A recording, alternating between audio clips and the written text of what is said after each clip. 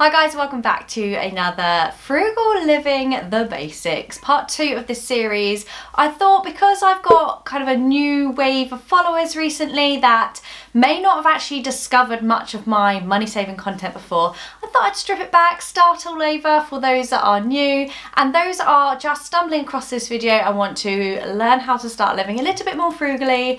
And as we always say, frugal does not mean cheap. It doesn't mean that you are cheap, it just means that you are finding the best price for things and you're not wasting money on the things that you just don't need. So I really hope you like this video, guys. Don't forget there's so many more tips and just day-to-day living your best life on a budget advice over on my Facebook group, which is Best Budget Life.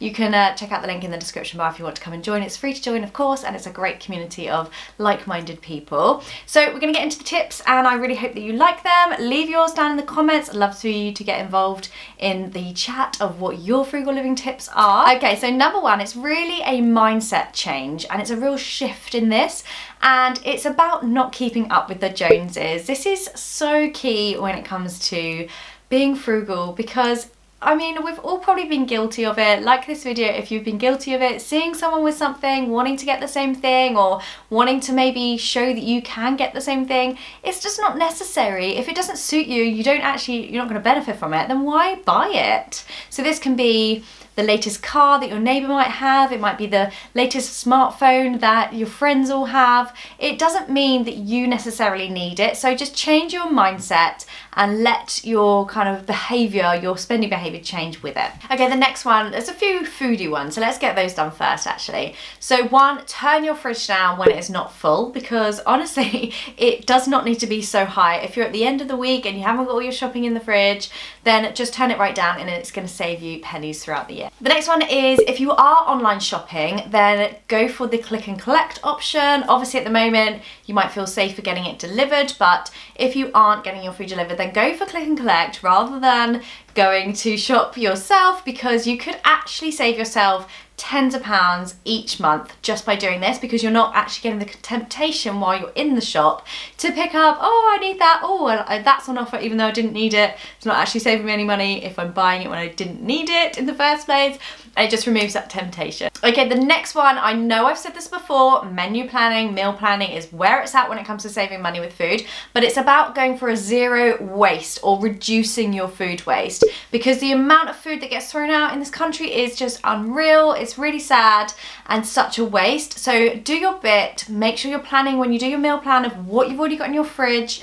and make sure you're using up everything. I always do at the end of the week, if I haven't used up veggies, I'll just chop everything up. In the winter I'll make a soup, or I'll put them into a curry or a pasta sauce. Just a great way of chucking in all those veggies that I haven't used that week and not wasting any food at all. The next one, and lots of people have been asking to see my veggie patch. I might do a video on that on my next garden update. So I did do a first garden update about planting it all, is grow your own fruit and veg. It's so much more affordable. I have salad. I go out there every evening and grab my salad, or at lunchtime for my lunch, and I just chop it off, and then it regrows back within maybe a week or so, and it's fresh food from the garden and free. The next one is really key. Food, as I always say, is such a huge expense in your monthly outgoings. Set a food budget per person, maybe £100 a month for each person in your family, and try and stick to it each month. The next one is to maybe, if you, especially in America, lots more people have these, we used to have one growing up actually, is to get a chest freezer. That means you can make the most of those products when they are on offer, and you can chuck all your,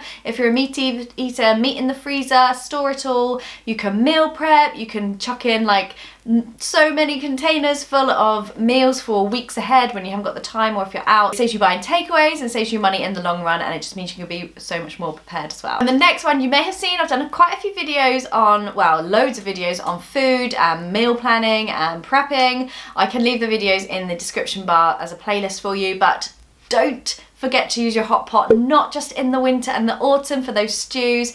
You can do a whole roast chicken in there, you can do a lasagna in your hot pot. I think they call it a crock pot in the US, and there's just so many uses for it, so just use it. Pop it on before you go out for whatever you're doing during the day, whether you go out to the office now or whether you go out for a play date with your children. Pop it on in the morning, and when you get home you've got dinner ready and waiting, and the house smells amazing. If you are getting any value out of this video, I would really love it if you would like to subscribe to the channel. I upload 3 times a week, everything from frugal living to house buying to everything in between basically, and I would love to have you as part of this community. And also, why not think about pressing that like button if you are enjoying the video as well. It really does help me out. Okay, so away from food then, I could go on all day about food hacks for frugal living. Okay, on to bank accounts, and I probably will do a whole video on bank accounts if that's the sort of thing you're interested in one of my money videos. But don't go into your overdraft, guys. It's so important. You get charged so much. So firstly, make sure you have an approved overdraft for if you ever have an emergency. But secondly, we all know what I'm gonna say, get yourself an emergency fund. Make sure every month you are paying yourself first. Put that money into a separate account, and if you ever need to dip into it, it's there for you, and it's not gonna give you a massive dent in your credit score for borrowing when you're not meant to, and also fines for using your overdraft. Okay, the next one, you may have seen I've done loads of capsule wardrobe videos. Keep your style simple, and that way you are going to spend so much less money on clothes. You're also going to have so much less stress in your life when it comes to choosing what to wear, and you're going to live a much more kind of designed capsule wardrobe and minimalist style to it. So, you know, there's people out there that just wear like a black t-shirt and black jeans all autumn, winter, sometimes in the summer as well. They might mix it up for some jean shorts in the summer. And I mean, they are saving a fortune on fast fashion, on trend-led pieces, and it's just easier to choose what you're gonna wear. I can't say I necessarily only wear the same thing all the time, although I have been known to wear the same outfit a lot of times, but I don't have a particular style that I wear all the time. But think about that kind of thing, and it does save you so much money in the long run. The next one is probably obvious. I really hope that it is, but don't use that tumble dryer unless you absolutely have to. The other day I had to do it because we had towels in there and it was pouring with rain. But often you can chuck it out on the line, even if you don't have a washing line or a garden. Put it on a chair, on a balcony, or by a window on a dryer, or in your airing cupboard. There's so many places to dry clothes if you don't have outside space. But there's also, obviously you can put it on a washing line if you have one in your garden, and it's going to save you so much money. It's much better for the environment, and yeah, it's just a frugal living basic. The next one, and I feel like lockdown has given us all a bit of a kind of get out there, walk, do the bike rides, go out there just in the evening for a little bit of headspace, get out of the house, especially in the early days. Why not keep up those habits? They are healthy habits, they save you money.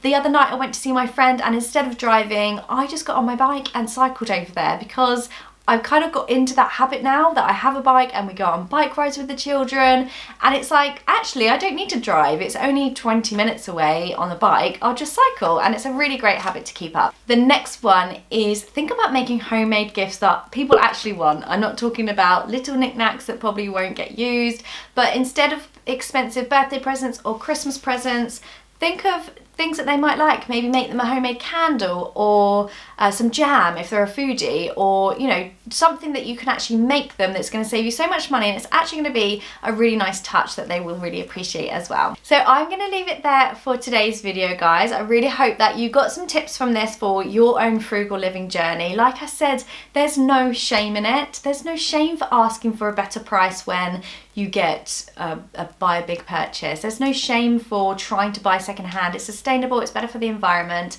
Obviously I'm still learning, I'm not doing everything frugally all the time, because I truly believe that I want to save on those little things to make the big things happen. So the holidays, we absolutely adore travel and road trips, and obviously we're saving for a house. So those kind of little things that I'm saving on that have saved us like tens of thousands of pounds have come from changing up little things to be more frugal, and then we get to spend those things on the big things in life. So it's not about being cheap, so don't be afraid or don't be worried to talk about it with your friends.